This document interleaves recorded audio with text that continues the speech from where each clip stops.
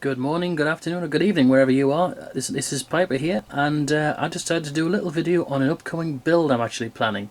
Yes, it's come to that time where I feel the PC I have, the upgrade path has pretty much stopped, and it's long overdue for an upgrade, so this is what this video series is going to be all about, and I've decided to do it in portions. Every time I get some new equipment, I'm going to quickly unbox it, basically show what I've got there, and then I had actually planned, at the end of all of this, at the end of all of the buying, to then fit the machine together in one big video.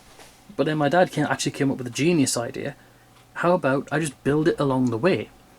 That's going to be a lot better. Minimises mess. It also minimises the time on the build. So basically once the last component is in, that's it. Boot it up, test it, install the OS, done. And I feel that's a much better idea. But anyway, without further ado, or excuse me, without messing around anymore, let's actually get to unboxing the first component, which is the one you see before you here. This is a Corsair 330R Carbide series case. Now, I'd seen this case for a while. I decided I wanted one, and I wasn't going to get any other case bar this one. I just about got it in time though, because this case looks to be obsolete, unfortunately. And I got this one at a slightly elevated price. I mean, usually it retailed for about £75 in the UK. Which is kind of alright for a case of this quality, really. I mean, it's supposedly got sound dampening foam on the inside and generally features you wouldn't actually see inside of a budget case such as this one. I mean, it's not completely budget. It's not like those 20 quid cases you get where they've got like, I don't know, they've still got a floppy drive in it and there's no airflow and it still only has space for a tiny, tiny power supply, which it probably comes with. This is a real case, so I think we should really start looking at it in just a second there. Oh, and do forgive the schmutz you might be able to see on the floor in the background. I've been doing a lot of shredding recently and that stuff gets everywhere. I'll need to vacuum more of that up again. Anyway, onward. Excuse the poop on the floor there. Well, it's not actually poop, just the stuff that's in the way. This whole room's getting run out anyway, so this is why things are a bit chaotic at the moment, but yep, never mind. So I've already unboxed this, kind of, as in I unpacked it to make sure everything was there, and hence the reason why. There was no cutting involved. Alright, so this looks like this could be a bit challenging. I can't remember how I got this out myself. I don't think I did.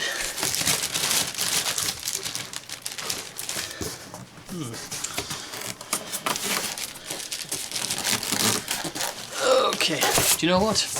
This part's boring, so we'll cut and I'll come back.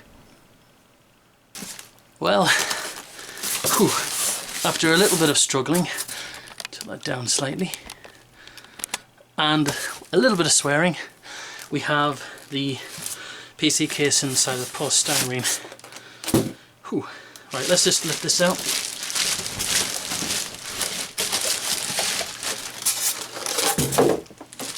We come with an instruction manual. Not sure why you'd need to be told exactly how to use a case, but they give you one anyway. I suppose that's good of them. And here it is. I remember when I looked at this the first time when I got out the bag, the box, the packet, one shall say. That's pretty damn beautiful. So I think now we've unpackaged it, just get it on the desk and view it that way. It'd be much easier, wouldn't it? Back in the tick. Okay, well, we're going handheld now, sorry about that, because it's the best way to examine this case, seeing as it's, you know, huge and all. I would do this on the bed, but the rest of the other side of the bed is absolutely messy, and yeah, so I won't be doing that. Oh, by the way, that's not a blue screen, I just decided to do the whole logo on the screen thing. Hello! Right, okay, so here's the front. Let's have a look at the front there. That looks really nice. I'm not actually going to peel it all the way down because I want that satisfaction for when I actually start using the thing, so we'll peel that up. Sorry, that's a bit of an anticlimax for some. And there we go, it has a door. I do like that idea. Keeps everything nice and clean. USB 3s, which I'll make full use of. I'm buying a couple of USB 3 devices. Why not? Your reset, power on. 3 optical bays, and yes, I will be using all 3 actually. This is actually a great idea, which I see on pretty much every modern case now. Dust filled, if I can get it off with one hand. Yep. This case comes with 140mm fan, although I will be replacing that anyway because, well, I want two fans that are absolutely silent, and, well, this might be silent, but I don't know how silent it is. So we're going to replace it anyway, and there's a space for another one. They only give you one, which is fine. You could use one, that's not a problem. But yeah, two is better. Alright, and there's the noise dampening foam. You can see that stuff there. As I mentioned, it's rare to get that on a case that is not more expensive than this. I mean, at about, I'd say my price was slightly elevated, being that it was going obsolete. With post and everything, it came to about 90. Still not bad at all. And that extends the whole length of the door there. I'll just close that. Oh, and that's a fan speed thingy. I won't be using that, however, but nice they give you one. Alright, so let's take the side of the case off. Oh, need to put this back in. But, see you in a bit. Okay, this case side is screwed on with these thumb screw things. Not a bad idea. I mean, they're not captive, but as long as you don't lose them, you'll be absolutely fine. He says, while dropping one nearly. This is thrilling stuff, isn't it? Oh god, I was actually zoomed in. Excuse me. Come on, focus. Alright. Just put that on the floor. So that's the inside of the case. That's it's really nice in there. And I'll just take you through it. Toolless drive bays, I should think so, since all the years I've fumbled with screwdrivers and lost screws in cases because of that. They do give you a 120mm exhaust fan. I think that'll just be staying there because all it does is just take the air out, so it doesn't need to be too fancy. Bundle of cables. And one thing this case does have compared to mine, it actually does have some cable management behind the motherboard tray. Probably I would expect that by now. I like how the fact these are all screwed in as well. Right, that's good. You've got drive bays that simply squeeze out. I mean, I am aware that there's actually better reviews of this case online, but I'm just like, yeah, whatever. I'm just going to show the case I've got because I can, and I really like this idea. They've put, if I can get this out one hand, cut.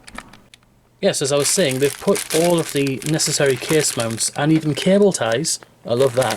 In this handy bag that was in this box in a drive bay, so really like it. There's 4 of those. Now, this might be a little bit of a squeeze because I've got about 4 mechanical discs, possibly 3 going in there. Depending on how it is, I probably will have enough anyway. The SSD might have to get stuck on the top, but I'm hoping by the time this case actually comes to being used that I can use an M2 SSD. That would be great. The price for those is still sky high, at least for the PCI Express versions, which is what you want. If you're going to go M2, why bother going SATA, because you get that in 2.5 anyway. So that's that. See, the airflow in this is probably going to be very good, although surprisingly cut off. Oh well. So that's that inside the case. Let's move on to the top. On the top they actually give you this thing, which I thought clipped on, but never mind. There's more of that sound dampening goodness. And it's also on the side of the PC panel. Not panel, the side of the PC case, the one you take off to open the thing. That's what I'm trying to say. So you could install some fans in the top if you're doing like water cooling or radiator type setups, but I'm not doing any of that, so that's just going to stay there. Because I'm not really bothered about it. Indeed, the processor that I'm getting isn't even going to be overclockable. It's just going to be a regular old, well, whatever they're designated as whenever Skylake comes out. So that's what I'm doing for that. So let's get a corner shot of this case. Very nice. Try not to get in the crap of the desk while I'm doing it. Just put a bit of that down, a bit of case porn for you. But yeah, I'm just gonna. What the hell was that? I don't know. I'm just gonna pack this up and I'm gonna put it back. And then what I'll actually do, I'll show you what I'm already using right now, and you'll see exactly why I want to upgrade this entire machine. Seeing as this is the first part, I thought I'd look at a bit of thing I'm using, bit of hardware rather, and I'd also just go through what I'm doing. So in a bit. Oh, and there's a quick shot of the PC side panel. It's really solid, and got more of that foam on there. That's amazing. Neat. So let's just have a quick look at the well, quick start guide for the Corsair case. Well, to me, my quick start guide, my version of, or definition of it, would be open case, put stuff in, use. There you go. That's your quick start guide. This is obviously for people with actually, let's not go there. Okay, so in that little bag thing, you got this, which is a warranty card. Pretty much, I don't know if that's literally just for Australian customers or to just basically to tell everyone you've got one. Blah blah blah stuff, contact numbers, not important. So let's have a look at the guide. It doesn't say an awful lot. I mean, that's the full thing. So, nice overview of the case, nice illustrations. Ooh, we like that. Exploded diagram. That would make a nice poster if you were that nerdy, which I am, so I probably will make that into a poster, but yeah, looks like a checklist.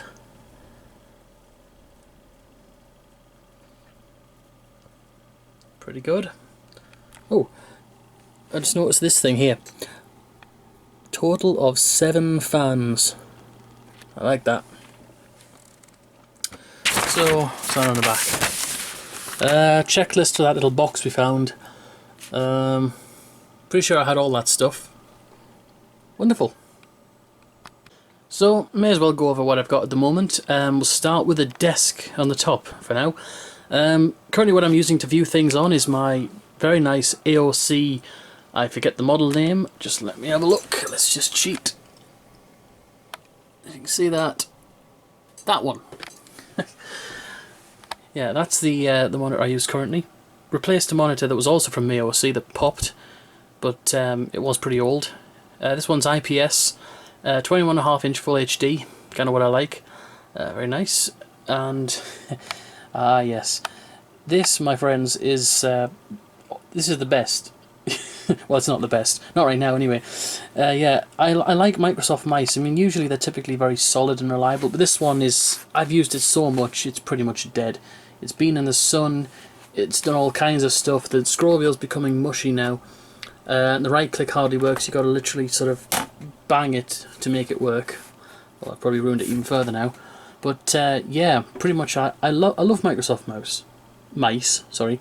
They're typically very strong, as I mentioned, reliable, and this one literally it's done all it needs to do. It owes me absolutely nothing, but it yeah, it doesn't match.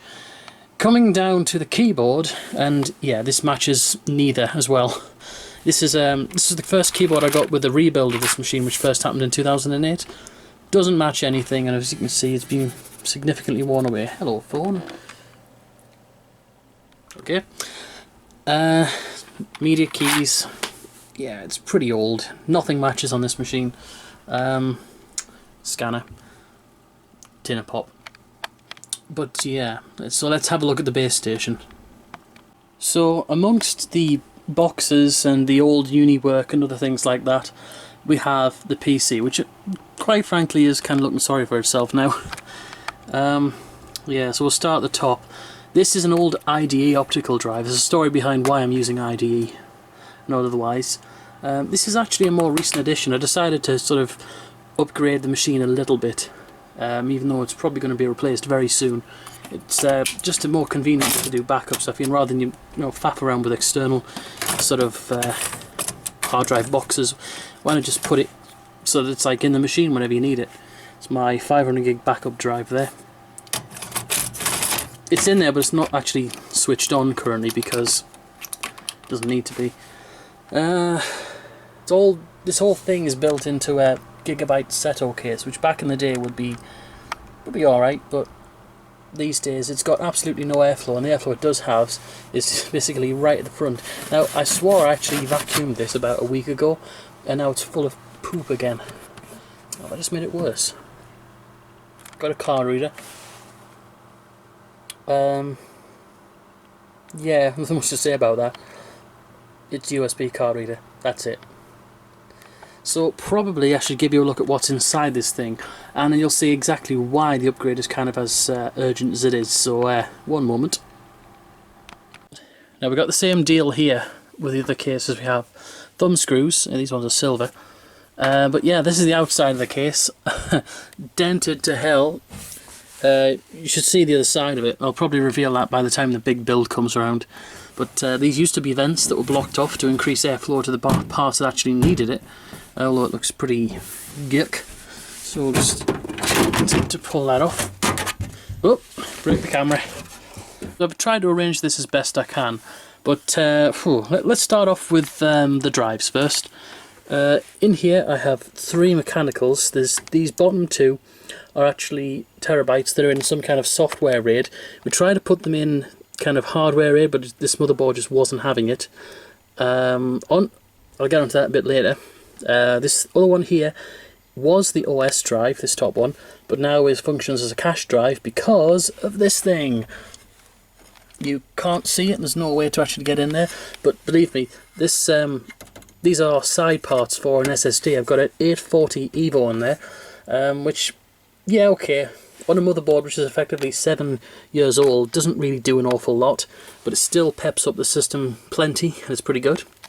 There, of course, is the caddy and the optical drive. Now, the reason why I'm using an optical drive that's got IDE, just to get back on that subject I mentioned earlier, is because this thing, or rather this thing's predecessor, I mean this one right now is a WinPower Plus, whatever. WinPower's usually okay, but it's a pretty basic power supply and it's bloody noisy. Yeah, tangents again. So it's another reason why I'm going with a much better model in the new build. I'll probably reveal what that is later.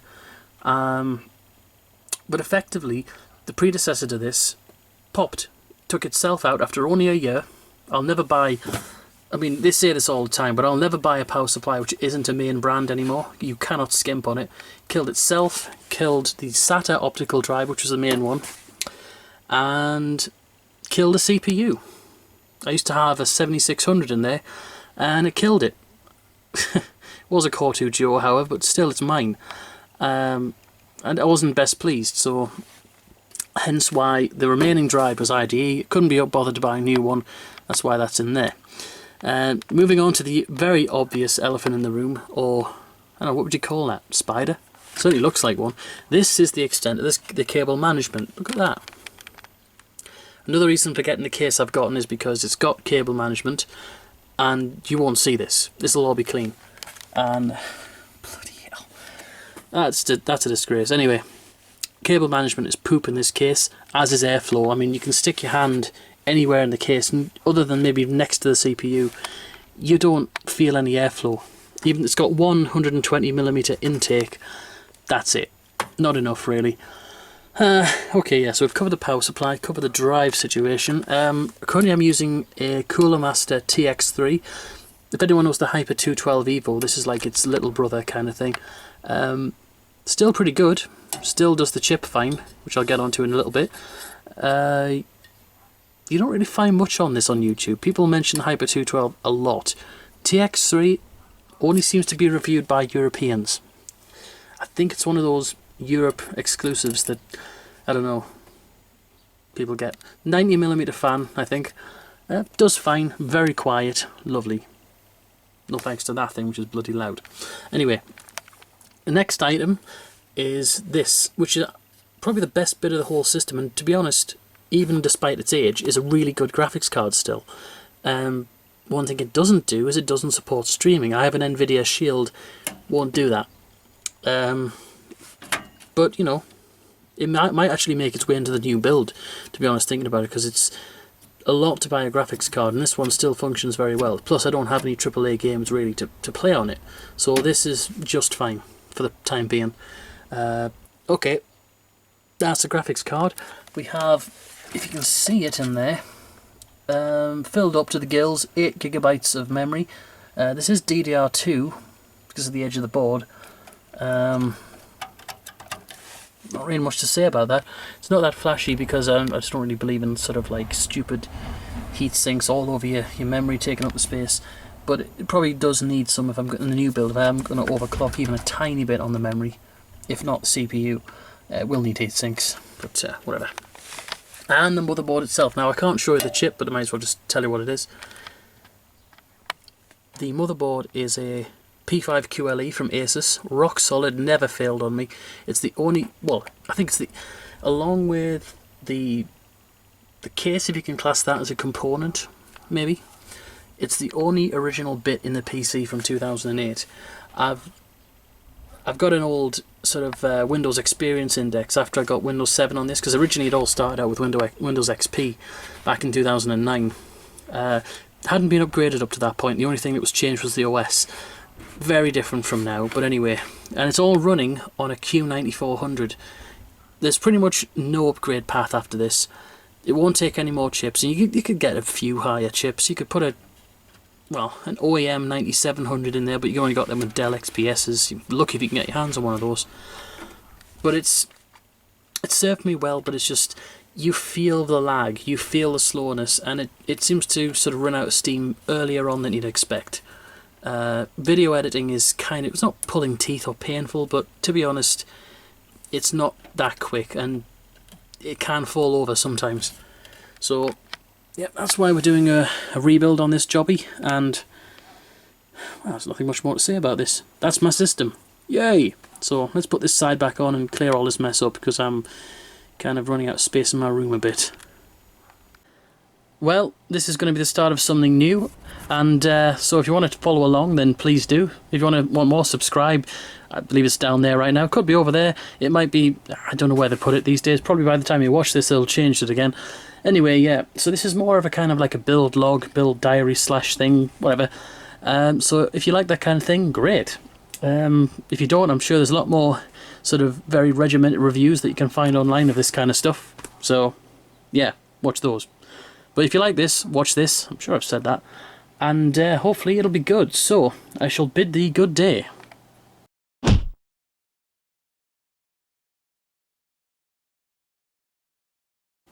I seriously need to get a vacuum cleaner in here.